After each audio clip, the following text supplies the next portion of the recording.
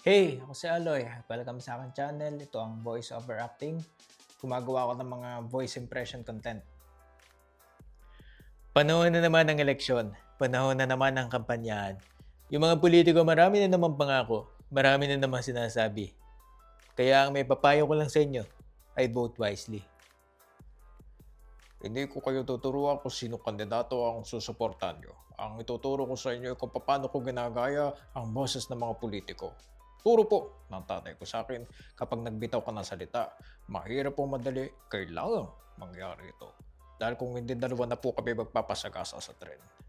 Tuturo ko na lang sa iyo lahat kung paano yung mga boses politiko. Sina Vico Soto, Miriam Defensor Santiago, si Bongbong Marcos. Kaya tapusin mo yung video ha. Paalala, disclaimer, babala, hindi ako professional voice artist, kaya wag ka na lang mag-expect ng sobra sa akin. Boses ni Fidel Ramos. So para magawa mo ang boses ni Fidel Ramos, ang concept is yung dila mo ay ilalapat mo sa ngalangala, parang ganyan. So ito yung totoong boses, tapos ilalapat ko lang sa ngalangala. Yan, medyo nag-ibang boses. Yan. So gagamitin mo lang yung mga mannerisms niya para magaya, pero ito lang yun din yung concept. Ito yung basic concept. Kaya kunwari or like and choose sa Mabuhay Philippines. Welcome to Philippines 2000. So yun lang yung technique. Ilalagay mo lang si dila sa ngalangala. Tapos i-impression mo. Manood kayo ng mga clips ni Fidel Ramos. Tapos gayahin niyo lang yung mga mannerisms. Pero ang pinaka-concept talaga, nakalapat sa ngalangala. Tapos diskartehan mo na lang kung paano magkagayan. Welcome to Philippines 2000. Gusto ko ng tabako. Boses ni Alfredo Lim. So, boses naman ni Alfredo Lim, same concept. Yung basic concept na tinuro ko kanina, dila, nakalapat sa ngalangala, pero ang boses niya, mas mababa. So, ito na yung boses ko, kapag nakalapat yung dila sa ngalangala, pero bababaan ko. Hanggang sa makuha yung timpla ng boses. Kaya talaga, ang Maynila, magiging progresibo pag ako ang inyong nahalal. At kahit ako po si Dati Hari, sisiguraduhin ko malinis ang buong Maynila. So, same concept, dila, ngalangala, pero mas mababang boses. Boses ni Erap. So, same basic concept lang, yung dila nakalapat sa ngalangala, pero mas papalaparin nyo siya. Parang sasadyain nyo siyang lumapad. Yan. Kung ito yung, kanina kasi, ito yung basic. Pero ngayon, mas malapad. Yan, mas malapad. Yan. Tapos, ang boses, yung kay Alfredo Lim mababa, kay Erap mas mababa pa. So, pag samasamahin nyo lang yung mga concept na yun, dila, ngalangala, malapad. So, yung boses ko, mas mababa pa. Kaya tala, yan, ito po. So, parang hindi kayo mahirapan, ang mga gamitin nyo lang words is yung mga tipid na words lang. Kasi, gano'n naman si Erap, lagi matipid sa words. Kunti-kunti, mga 3 words lang. 3 words per... Pero po, para sa mahirap. Parang may buga, pero po, para sa mahirap. So, ganun yung way na pagsasabi niya. Parang may buga. Yung, mahirap. Si Erap, para sa mahirap.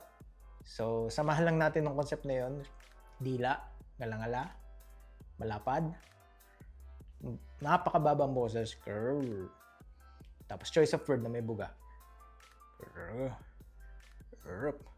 Para sa mahirap. Huwag ko subukan. Boses ni Rodrigo Duterte. Duterte. Ito, aminado naman ako, pinagpapraktisan ko pa rin ito hanggang ngayon. Kasi si Duterte, same concept lang naman din. Basic lang na dila, tungalangala. Ang nagiging problema ko is yung accent. Hindi kasi ako magaling magbisaya.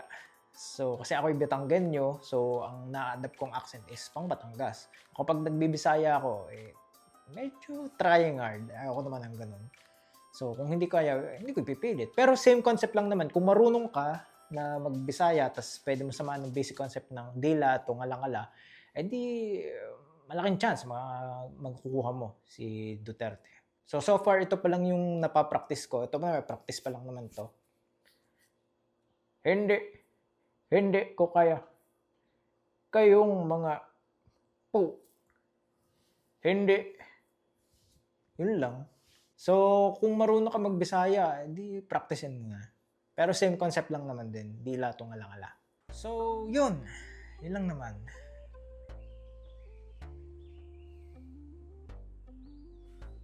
Ano? Minihintay ka? Minihintay ka ako ituro pa sa'yo? May na-expect ka pa? May sinabi ba ako? Sinabi kanina. Tuturo ko na lang sa'yo lahat kung paano yung mga boses politiko. Sina Vico Soto, Miriam Defensor Santiago, si Bongbong Marcos. Joke lang, di ko naman kaya yun. Sinabi ko lang yun para panoorin mo ako. Ikaw naman, nagpapauto ka ng tuto. Ano, masakit? Sakit mauto? Sakit maloko? Ganyan ng mga politiko. Mga ngako, tapos napapa ako. Mambobola. Tapos pag nanalo na, wala na. Joke-joke lang. Kaya ayusin mo ang pagpili mo. Sabi nga ni Smaglas, action speaks louder than words. Mas kumbinsido pa rin sa well said, yung well done. Kaya please, vote wisely. I am sorry. Ang sesya, no? Ha? Pa-like, pa-comment, pa-share, pa-follow, pa-subscribe. Thank you at tinapos mo tong video. See you at sana marinig kita sa aking next voice impression. Ikot ka ng ikot. Nakakahilo naman yan eh. Huwag mong damihan yung ikot mo. Mahihilo ka nga niyan. Ikot ka ng... Aray ko! Nahihilo ko. Ang mga ibon ay dapat nating pinapangalagaan. Ang mga ibon ay dapat nating pinoprotektahan dahil sila ay mahal ng Diyos at hindi kumukupas. Yan. Dami mo sinasabi. Hindi mo naman ako pinapakain. Pakainin mo ako. Kung ano pinagsasabi mo dyan. Pakainin mo ako. Pakainin mo ako. Sino ba yun? Uy, malis ka nga muna dyan. Nakabala ka, storbo. Wah, mukhang masarap yung cake ah. Pwede naman ako niyan. Sige na. Hoy! Huwag mo naman dututin yung cake. Baka may mangyaring masama dyan. Walang mangyayaring masama oh. Mukhang masarap nga yung cake eh. Tingnan mo oh. Halimaw na sa laki, halimaw pa sa sarap. Paano may mangyayaring masama? Yung cake may halimaw! Tulungan niya ako! May halimaw yung cake! Tulong! Tulong! Hindi ko nadudutin yung cake! Tulungan niyo ako! May halimaw! Ayoko ng cake! Tulong! Nahihirapan ako sa assignment ko. Hindi ko masagutan. Ang assignment namin ni spell orange. Hindi ko alam kung yung prutas o yung kulay. Nahihirapan ako. Tapos may assignment pa kami. Spell Australia. Hindi ko alam kung bansa o yung kontinente. Hirap. Tuturuan ko kayo mag-ski sa ibabaw ng mga bahay nyo. Ganito lang yan oh. Simple lang yan. Simple lang. Semplang.